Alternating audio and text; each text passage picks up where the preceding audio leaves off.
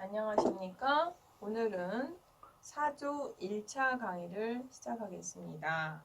벡터 지난번에 1절 했고요. 오늘 2절 내접을 할 차례인데요.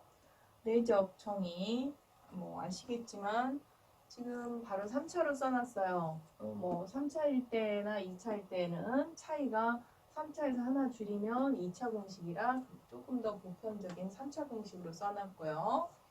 내접은 각 성분의 곱이었죠. 그 다음에 정의 말고 그 다음 두 벡터의 사이값.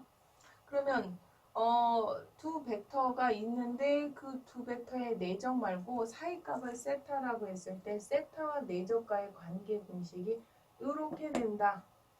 증명은 아마 교과서에 돼 있는 걸로 아는데 설사 안 돼 있어도 아마 고등학교 때 배웠을 수도 있고요. 지금 와서 이거 이제 증명까지는 아니지만 거의 기본 공식처럼 받아들이죠. 내적은 이렇게 된다. 그랬을 때 아까 말했던 관심 사이값은 얘를 나누면 코사인 세타가 이렇게 되는 거고요. 즉 코사인 세타가 지금처럼 A, B 내적을 각각의 크기로 나눈 상태가 되므로 거기에서 우리가 관심 있는 세타를 빼려면 아크로 넘기면 되죠. 그래서 사이값은 이렇게 계산할 수 있다. 되겠습니다. 그 다음에요. 내적의 기하학적 의미를 한번 확인해 보겠습니다. 지금 보시면 아시겠지만 A 벡터가 있고 B 벡터가 있고 두 벡터의 사이값이 세타라고 했을 때 그러면 A 벡터의 원래는 여기서 지금 B 벡터가 앞으로 곱해지는데 그림을 위해서 제가 살짝 아까 그 공식에 있는 B 벡터를 뒤로 돌렸거든요. 그 중에 이 앞에 부분만 먼저 분석을 하면 A 벡터 크기의 코사인 세타다 라고 하면 A 벡터 코사인 세타 이거의 직각인 코사인 세타니까 이게 되는 거죠. 이만큼 A 벡터 크기의 코사인 세타. 즉 그럼 요만큼이라고 하는 얘는 이 벡터를 B 방향으로 내렸을 때 요만큼 잘려진 부분이니까 B 벡터 성향에 해당하는 벡터라고 볼 수 있겠죠. 그래서 A 벡터의 B 벡터 방향에 해당하는 성분이라고 이해할 수 있다는 거죠. 내적을. 그러면 거기에 이만큼 B 벡터의 크기가 곱해져 있는 게 A, B의 내적을 기하학적으로 분석하면 이럴 수 있다. 이런 얘기가 되겠습니다. 즉, 두 벡터의 내적은 하나를 또 다른 벡터 방향의 성분으로 보냈을 때의 크기의 곱으로 표현할 수 있는 거예요. 그럼 만약에 지금 B 벡터의 크기가 1이었다. 즉 이쪽 벡터가 단위 벡터였다. 라고 한다면 얘를 A 벡터를 B 벡터 방향의 성분만 나타나는 거죠. B 벡터 방향의 성분. 그래서 얘를 이쪽 기준 방향으로 했을 때 얼마만큼의 성분을 갖느냐. 물론 참고적으로 둔각도 있어서 제가 둔각 그림도 같이 그려놨는데 개념이나 이해를 하기에는 예각이 편해서 제가 예각 그림 쪽으로 지금 설명을 하고요. 그랬을 때, 즉 B 벡터가 길이가 1이어서 A를 이렇게 B 벡터 방향의 성분으로 내렸을 때는 조금 뒤에서 하겠지만 일명 정사형에 해당한다 라고 할 수 있겠죠. 그래서 내적의 기하학적 뜻은 상대 벡터에 대한 성분이 얼마만큼 있느냐, 그쪽 방향의 성분이 얼마만큼 있느냐를 나타낸다는 걸 얘기하는 겁니다. 그러면 그 다음 이제 내적과 사이값의 관계를 한번 확인하고 가면요. 두 벡터 사이가 90도다. 2분의 파이다. 그럼 코사인 세타가 0이니까 당연히 내적이 0 되겠죠. 근데 사이값이 예각이에요. 그럼 코사인 값이 0에서 1까지가 되니까 내적 값은 당연히 벡터의 크기들은 다 양수일 것이고 비록 1보다 작지만 양수라서 내적 결과는 양수가 되겠고요. 같은 방향이었다. 즉 사이값이 0이다. 그럼 코사인 값이 1이면서 같은 방향이 되는 거죠. 지금. 즉 또 얘도 이렇게 세타가 0일 때 코사인 세타 값이 1이면 이렇게 같은 방향. 다음에 둔각이죠. 이 마이너스 쪽에 해당하는 값. 그러니까 세타가 2분의 파이에서 파이까지일 때 코사인 값 마이너스 값을 가지니까 내적 값은 음을 갖겠고요. 파이가 반대 방향인 이쪽 파이로 이렇게 넘어갔을 때는 코사인 값이 마이너스 1로 나타나서 반대 방향으로 나타난다. 이런 걸 알 수가 있겠죠. 그래서 내적 값과 즉 그걸 보호하고 두 벡터 사이 값의 관계를 좀 한번 확인할 수가 있겠고요. 그러다 보면 특히 관심 있는 거 내적이 0일 때는 언제냐면 두 벡터가 수직일 때예요. 그래서 우리는 보통 수직성을 뭘로 확인하냐면 지금처럼 내적을 계산해요. 진짜 리얼하게 각을 계산한다기보다 가장 빠른 방법은 내적을 계산했더니 0이다. 그럼 얘는 수직이다를 바로 확인해서 수직성 확인할 때 내적을 많이 계산하죠. 그래서 그 다음 내용 보시면 조금 전에 강조했듯이 수직성을 확인할 때 두 벡터의 내적이 0인지 확인하고 거꾸로 벡터의 내적이 0이면 이 두 벡터는 수직이다 라는 걸 아실 수가 있고요. 가끔 책에 수직이라는 개념이 지금처럼 도형에서 즉 벡터나 도형에서 수직 개념도 많지만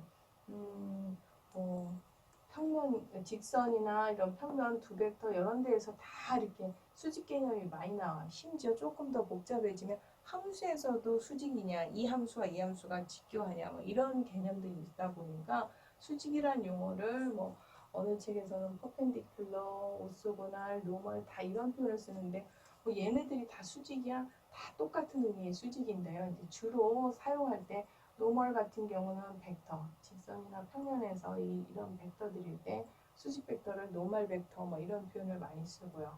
오소고날 같은 경우도 주로 두 벡터 혹은 함수들에 대해서 여러분이 굳이 뭐 함수의 벡터까지 관심이 없어서 제가 안 써놨지만 함수나 이런 데에서 오소고날을 쓰고요.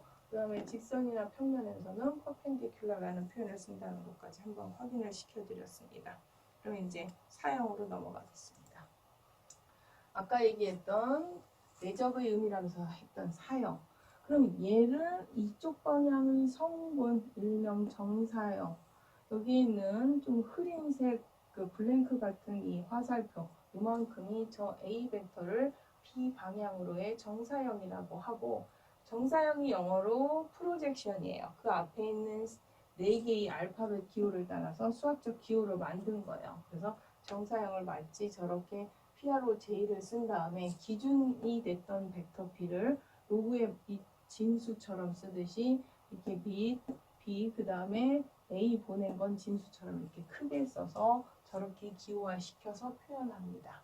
그래서 기호는 이렇고요. 그럼 요만큼은 아까 했을 때 뭐였어요? A 벡터 크기를 코사인 값 한 값이 되는 거잖아요. 요만큼이 맞아요? 그래서 요거를 그 다음에 이제 정사형 개념에서 조금 더 디테일하게 식으로 분석한 거 보시면 아까도 얘기했지만 A 벡터의 B 벡터 방향 성분은 A 벡터 크기의 코사인 값이 그쪽 벡터 방향의 성분, 즉 그림에서 표현했던 스칼라 값이 되죠. 근데 이제 성분도 일부 책에서는 자주 써서 컴포넌트 해가지고 기호화 시켰는데 성분이에요. A 벡터를 B 벡터 방향으로 했을 때의 성분값, 스칼라 값이고. 근데 만약에 거기에서 방향 벡터 B가 단위 벡터이라고 한다면 A 벡터의 B 방향의 정사형이라고 하는 이 정사형은 기준 벡터가 이미 단위 벡터이므로 이 벡터에 이런 성분을 갖는 이만큼의 크기를 갖는 즉 저만큼의 스칼라 값을 갖는 벡터가 되니까 이렇게 되는 거죠.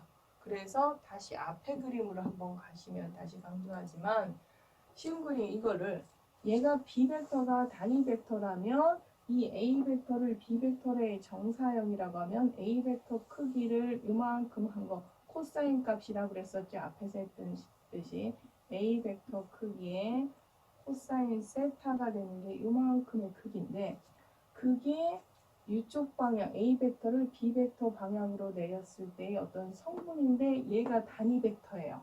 그럼 뭐 이 성분이 0.75가 됐든 그 성분만큼을 이 벡터에 곱하면 되죠. 근데 B 벡터가 단위 벡터가 아니다. 그러면 걔를 단위 벡터화 시켜주면 되죠. 만약에 얘 벡터가 단위 벡터가 아니라 뭐 2였다, 1이었다. 그럼 얘를 그쪽으로 단위 벡터를 그 B 방향에 단위 벡터는 이만큼이고 이쪽 방향이지만 단위 벡터. 그거의 스칼라 값이 2다. 그러면 스칼라, 이 성향, 성분, 스칼라 값을 곱해주는 상태가 정사형이 되는 거죠. 그러다 보니 그림으로 충분히 이해가 되셨을 거니까 아까 그 식으로 다시 가보면 지금 얘기한 요만큼이 아까 A 코사인 세타가 그 정사형의 그 방향 A 벡터의 B 방향 성분이 되는 거고, B 방향으로 처음부터 단위 벡터면 좋지만 단위 벡터가 아니면 그쪽 방향으로 단위 벡터화 시켜준 다음 그쪽 방향의 단위 벡터에 그 스칼라 값인 얘를 곱해주면 바로 정사형이 될 것이다. 그래서 정사형 공식은 이렇다라고 지금 앞에 있는 내적의 개념으로 설명을 한 겁니다. 그럼 이제 이렇다는 걸 알았는데 매번 풀 때마다 이렇게 불편하게 풀 것이냐, 얘를 사실은 의미적으로 기하학적으로 내적하고 연결시켜서 이렇게 표현을 해놨지 계산 버전으로 조금 돌려서 다른 표현으로 바꿔보면요, 그 다음 계산은 이제 이렇게 되는 거죠. 그러니까 정사형은 조금 전에 마지막에 이렇다라고 했던 이 부분을 좀 표현을 바꾸기 위해서 분자 분모의 비벡터를 곱하면 얘는 내적이 되겠고요. 제가 어제 이게 수식을 다 바꾸면서 뭔 일이 벌어졌는지 이게 자꾸 오타가 나오네요. 여기는 비벡터의 제곱이 되겠죠. 이렇게. 그래서 지금 요 분자가 내적이 되는 거 아실 거고, 똑같이 제곱해서 비벡터의 제곱이 되고, 얘는 이렇게. 그러면 얘는 비벡터의 제곱은 어떻게 되나요? 자기 자신 벡터의 곱하고 똑같은 거라 이렇게 표현할 수 있다까지 돼요. 그래서 만약에 저거를 기하학적으로 다 이해해서 정사형이 저거야 하고 이해했지만, 걔네들을 계산을 줄이면 비벡터 곱해서 제곱 이용해서 이렇게 된다는 거 이해하시면 계산으로 할 때는 답을 낼 때는 얘가 오히려 제일 빨라요. 이쪽 방법이. 즉 정사형 계산할 때 굳이 막 길이까지 갈 게 아니라 그냥 그 성분별로 내적을 해서 얘 계산법이 가장 빠르다고 할 수가 있겠습니다. 그래서 정사형 계산하는 것까지 확인을 했고요. 그럼 이제 실질적인 예로 한번 확인을 해보겠습니다. 쉬운 2차 평면 예부터 정사형을 한번 하겠습니다. A는 1,0이고요. B는 1,√3을 A 방향으로의 정사형을 계산하여라. 사실은 이거를 이렇게 막 기호까지 써서 어렵게 풀지 않아도 쉽게 암산이 되는 건데, 오히려 이렇게 쉬운 걸 조금 낯선 개념에 적용을 해서 기호나 개념을 익히는 필요가 있어서 억지스럽지만 이 쉬운 문제를 여기 정사형 공식에다 대입을 해봤습니다. 그러면 내적 2개 계산하면 이거고요. 사이값을 구하기 위해서 코사인 세타는 내적 공식에 대입해서 이렇게 돌려서 계산했습니다. 물론 A 벡터의 크기, B 벡터의 크기 이렇게 되겠고요. 그러다 보니까 2분의 1이 나오죠. 그러면 세타 값이 정확하게 필요하진 않지만 나중으로 해서 의미 파악을 해서, 그러면 두 벡터의 사이값은 코사인 값이 2분의 1이었으니까 3분의 파이, 즉 60도가 되겠고요. 그럼 그 중에 우리가 앞에서 A 벡터 방향으로의 정사형의 성분은 요만큼이라고 그랬었어요.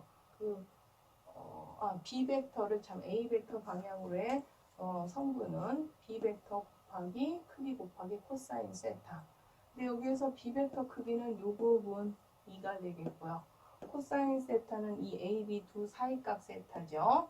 그래서 사이값 세타 코사인 즉 3분의 파이에 해당하는, 즉 여기에서 이렇게 의미 잡아준다고 너무 돌려서 이렇게 써놨지만 지금 코사인 세타는 이미 2분의 1이에요. 그래서 그냥 그래서 바로 2분의 1 쓰셔도 됩니다. 지금 이제 너무 개념을 잡아주려고 막 돌려 설명해서 그렇지 이렇게 돌아가지 않고 여기서 바로 2분의 1 집어넣으셔도 돼요. 그러면 값이 성분이 얼마라는 얘기냐면 1이 되겠고요. 그러면 그 정사형 방향의 성분이 이거니까 정사형 방향의 단위 벡터에 이 성분을 곱하면 돼요. 근데 정사형 그 단위 그 기준인 A 벡터가 단위 벡터화 시키려고 딱 보니까 제 자체가 단위 벡터예요.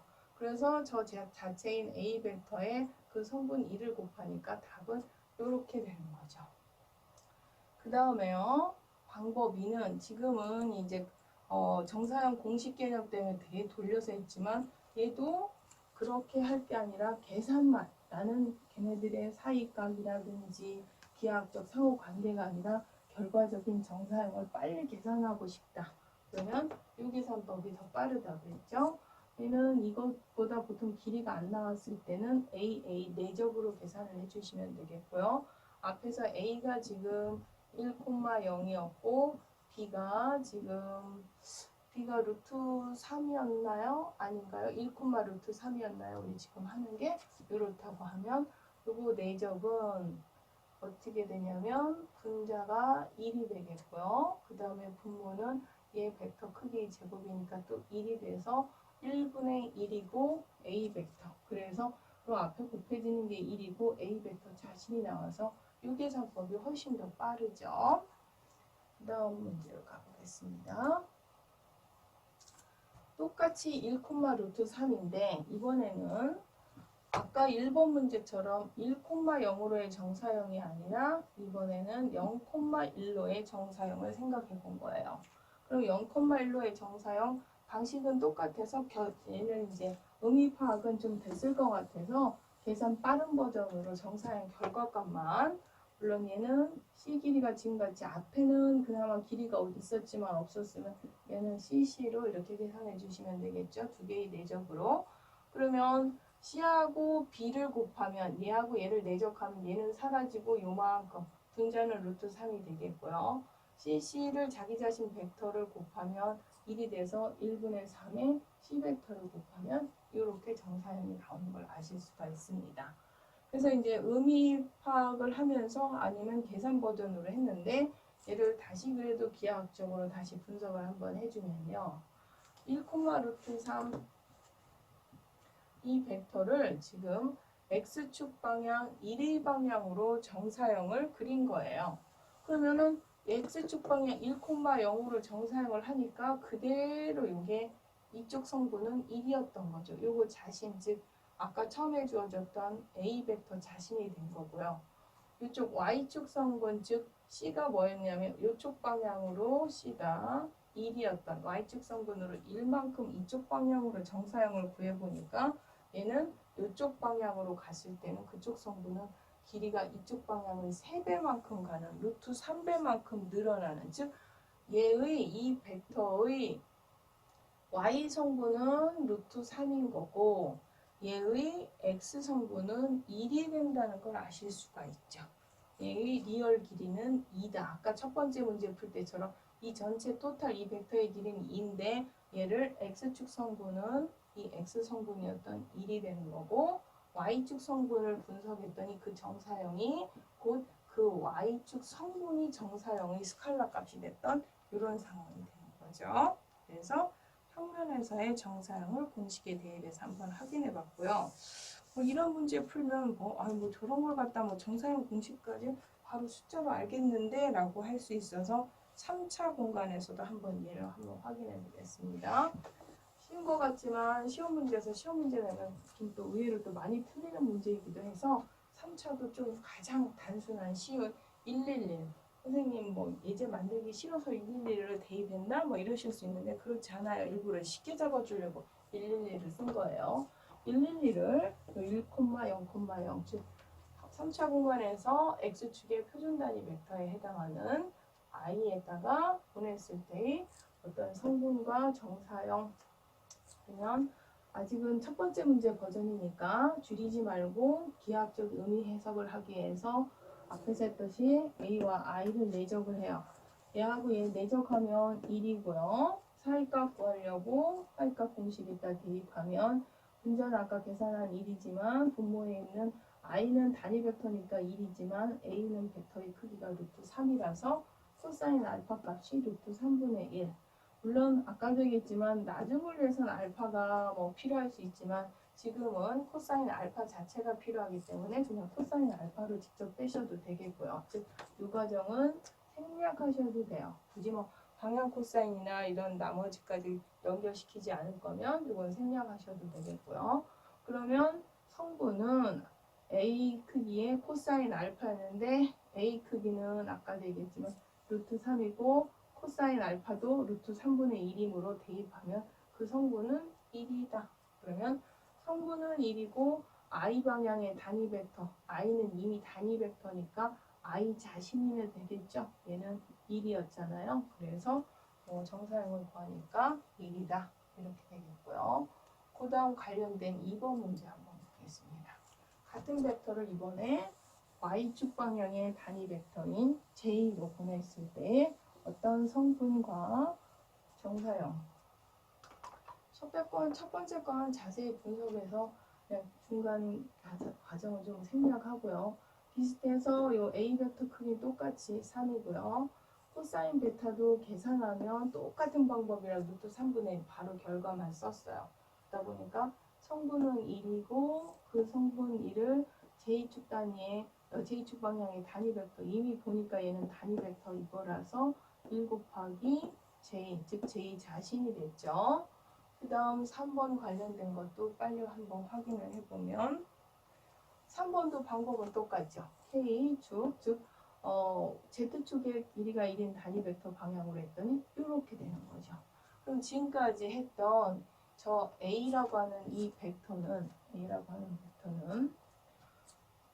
요런 성분을 갖는 이거는 각각 이제 IJK였으니까 이게 K 성분 아까 그 앞에 있는 게 똑같이 뭐 베타였던 게 Y 성분 즉 J 성분이고 첫 번째 X 성분이 이런 상태가 되는데 즉 알파를 묶으면 이렇게 되는데 거기는 요만큼이 방향 코사인이었고 그 방향 코사인 값들이 다 똑같이 얼마였냐면 루트 3분의 1이고 그러다 보면 거기에 있는 각들 알파, 베타 감마는 마크 코사인 루트 3분의 1죠. 그 앞절에서 했던 예제하고 똑같이 3차 공간에서 정육면체라고 했나요? 이렇게 된 어떤 그림, 이 벡터는 X축이든 Y축이든 Z축이든 일관성 있게 같은 각을 유지하는 어떻게 1, 2, 3처럼 마지막에 얘처럼 1, 2, 3처럼 어느 축하고 더 가깝고 멀고가 아니라 이렇게 1, 1, 1로 돼 있으면 X 성향, Y 성향, Z축 성분의 어떤 사이값이 방향각이 똑같은 상태가 된다라는 걸 다시 한번 연결시켜서 확인했고 3차 공간에서도 정사형 공식을 이용하기 위해서 한번 확장을 했는데요. 일부러 좀 쉽게 111을 예를 들었고요. 의미를 조금 기하학적 의미를 강조시키려고 이 공식을 썼지만 아까도 얘기했지만 3차 공간에서도 계산만 할 거면 저 공식보다 내적 공식으로 바로 계산을 해주시는 게 빨리 계산할 수가 있습니다. 이제 그 다음 예를 한번 그 다음 걸 한번 보겠습니다. 내적의 성질들. 이제 지금 내적의 기하학적 특징 가지고 정사형까지 했는데요. 그러면 그 밖에 내적의 성질들. 첫 번째는 내적을 곱했을 때 교환해도 등식이 성립한다. 그 다음에 두 번째 분배 법칙.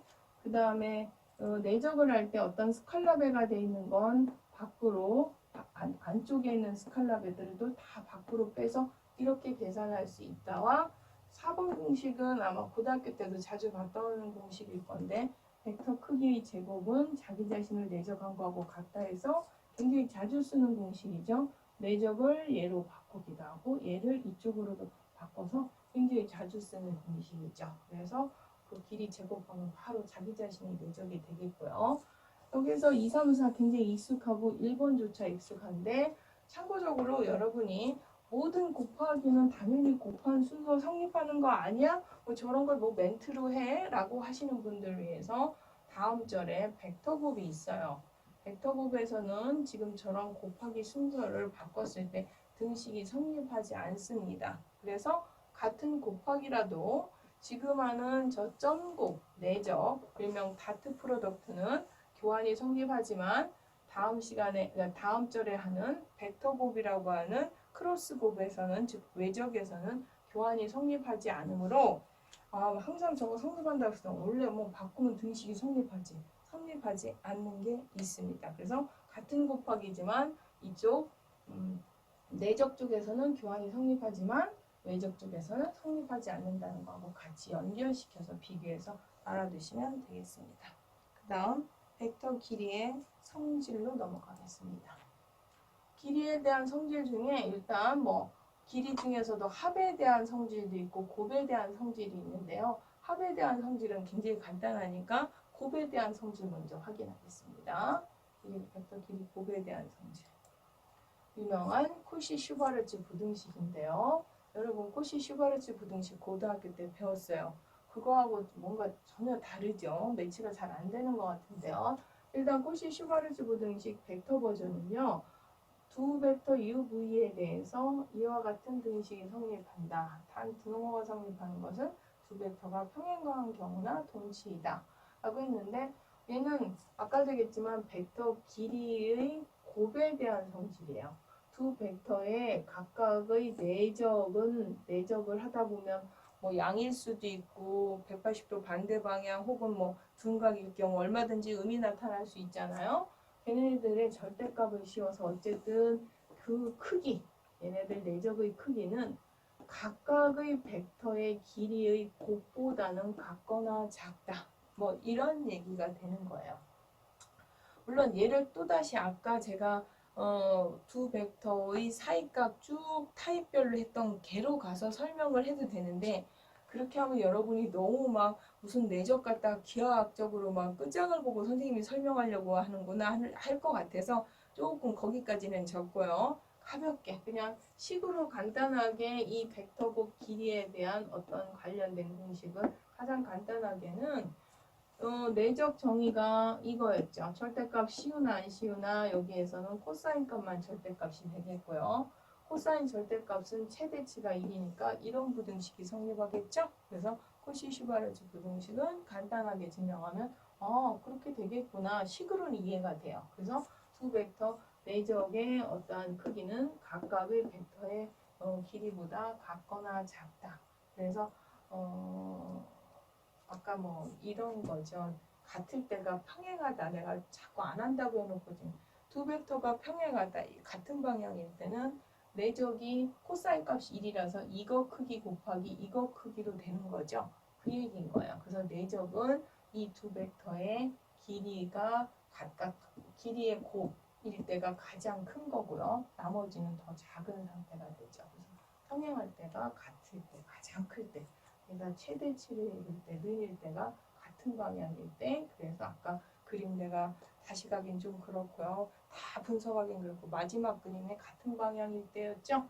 방향이 같을 때는 얘가 코사인 세타 값이 1이다 보니까 이거 크기 곱하기 이거 크기 그래서 두 벡터의 크기의 곱하고 그때가 곱일 때고요. 그거보다 작다. 뭐 이런 얘기가 되겠습니다. 그럼 이제 저 식은 이해가 됐어요.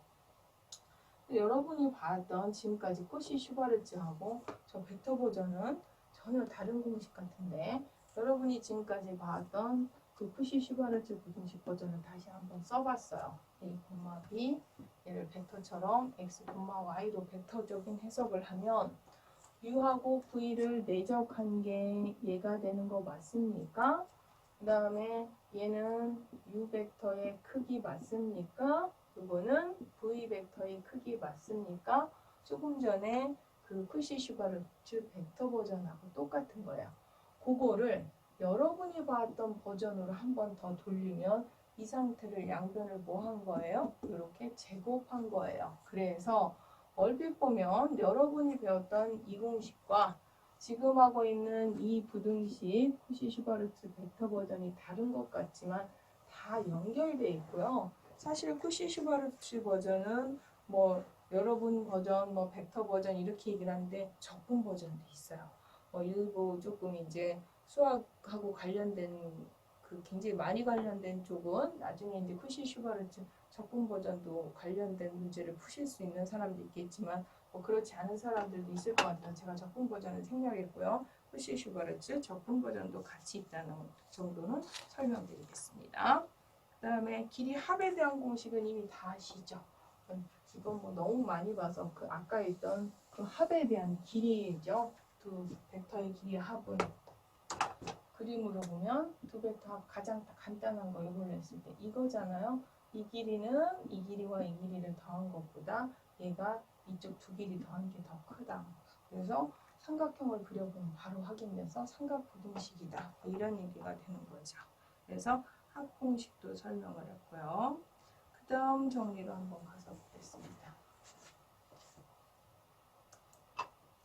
얘는 평면에서의 벡터는 평면 벡터 A, B는 이 직선의 수직 벡터다. 저게 뭔 얘기냐면 이 A와 B는 X의 개수, Y의 개수예요. 그 얘기는 우리가 직선의 방정식을 가끔 필요에 따라서 이렇게 표현된다면 이 앞에 있는 X의 개수와 Y 개수가 곧 이 직선의 방정식에 대한 수직 벡터다.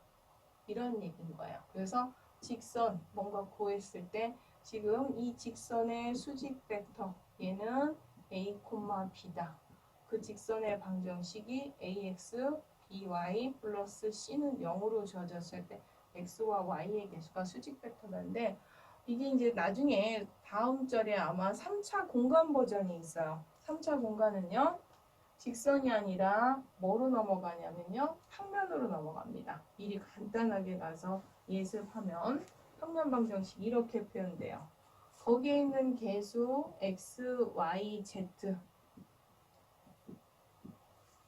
얘는 이 평면에 뭐가 되는 거냐면 수직 관계예요. 그 공식이 뒤에 나와요. 그래서 x, y, z 거기서 아마 제가 가볍게 유도가 될 것 같아서 얘는 차원의 문제지 3차원이냐 2차원이냐 문제지 전혀 다른 문제가 아닌 것 같아서 여기에서는 공식 증명은 생략하고 이 3차원에서 간단하게 설명할 것이므로 여기는 결과처럼 이 개수가 수직 벡터라는 공식만 받아들이고 설명 끝내겠습니다. 다음에 그거에 관련된 예제 6번 한번 풀어보겠습니다. 일단 문제 6번을 제가 좀 식이 길은 것 같아서 줄였고요. 예제 6번은 두 개의 평면 방정식을 줬어요. 교과서에서. 그리고서 평면이라네. 두 개의 직선이죠. 다시 지금 직선하고 있었죠. 직선의 방정식을 주고 그 두 직선의 사이각을 구하랬어요. 그 사이각을 구하는데 진짜 리얼하게 각을 계산할 수는 없고 수학적으로 우리가 쟤네들 접근할 수 있는 방법은 조금 전에 얘네들의 각각의 개수들이 업선 벡터, 즉 수직 벡터라고 했으므로 첫 번째 평면을 P1, 첫 번째 직선을 P1, 두 번째 직선을 P2라고 했을 때 그 N1은 P1의 법선 벡터, 수직 벡터, N2는 P2의 그 수직인 법선 벡터라고 했을 때 이 각각의 수직 벡터들을 가지고 사이각을 구한 거예요. 그럼 두 벡터의 사이각을 구할 때 아까 내적을 이용했었죠. 내적을 이용해서 계산하니까 얘네들 두 사이각이 4분의 파이면 내가 구하려고 하는 각각의 직선에 대해서 수직인 벡터가 이 벡터하고 얘네들이 서로 그림이 조금 삐뚤어졌나요? 얘네들이 그림이 교과서 그림이 있을 텐데요. 두 벡터가 수직 벡터가 4분의 파이면 원래 직선도 4분의 파이가 이루어지는 거죠. 그래서 얘가 4분의 파이라서 두 직선도 4분의 파이만큼 사이각을 이룬다. 이런 얘기를 할 수가 있겠습니다. 그 다음에요. 점과 직선 사이의 거리 공식. 이거는 아마 이미 이제 다 알고 있는 공식이죠. 점과 직선 사이의 거리 공식. 나중에 얘는 알고 있는데 왜 써놨냐면 아까 얘기했듯이 3차 공간에서 평면에서 또 나옵니다.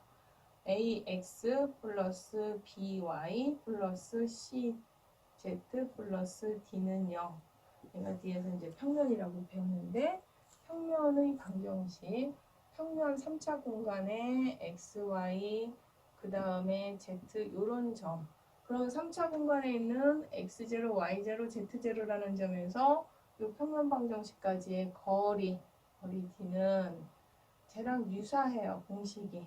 그래서 루트 a제곱 그 다음에 2제곱 c제곱에 a x0 b y0에 지나는 점 y0 z 좌표에 지나는 z0를 집어넣었을 때의 값이다가 두 그 점과 그다음 평면 사이의 거리거든요. 거리 공식이거든요. 걔랑 같이 연결해서 외우시면 비록 얘는 알고 있지만 얘하고 연결시키면 3차 공간인 얘네 점들을 하나씩 빼봐요.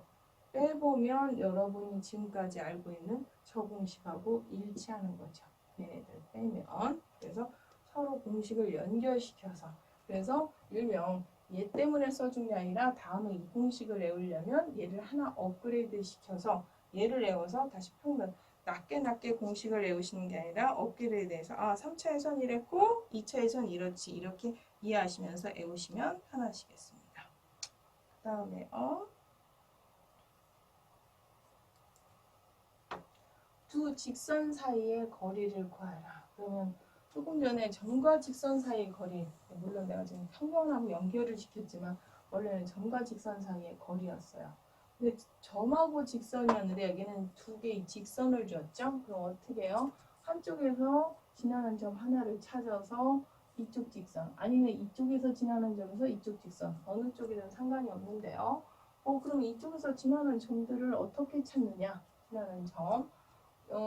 이렇게 마이너스 1,1 뭐 대입해서 등식에 성립하는 점을 찾아도 되고 자기가 잘 보이는 점 찾아도 되는데 가장 쉬운 거는 절편들 적용하면 제일 빨라요. x에다 0을 집어넣는다든지 그럼 어떻게 돼요? y가 4분의 1 그러면 0,4분의 1이라든지 꼭 왜 x절편만 찾아? y절편 이런 식으로 그래서 한쪽을 0을 집어넣으면 계산이 그 다음 단계가 굉장히 빨라지겠죠. 그래서 이렇게 해서 이쪽 한쪽에 지나는 점 찾아서 그 조금 전에 공식에 점과 직선 사이의 거리 공식을 대입하면 되겠죠.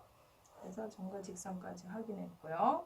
그 다음 2절 연습 문제 한번 확인해 보겠습니다. 2절에서 이제 이건 가장 질문 많이 받았던 예제를 하나 갖고 왔는데요. 학생들이 이 문제 많이 갖고 와요. 점 3차 공간에 있는 점체를 XY 평면에 있는 직선 위에 오기 Y는 X라는 직선에 내린 수선의 발 Q를 구하라. 이 문제예요. 거기 문제 풀이를 조금 문제를 줄여서 썼지만 그럼 여기에서 제일 먼저 이해해야 될 부분은 쟤를 그림도 그림이지만 이 직선에 내린 수선의 발이라고 그랬거든요.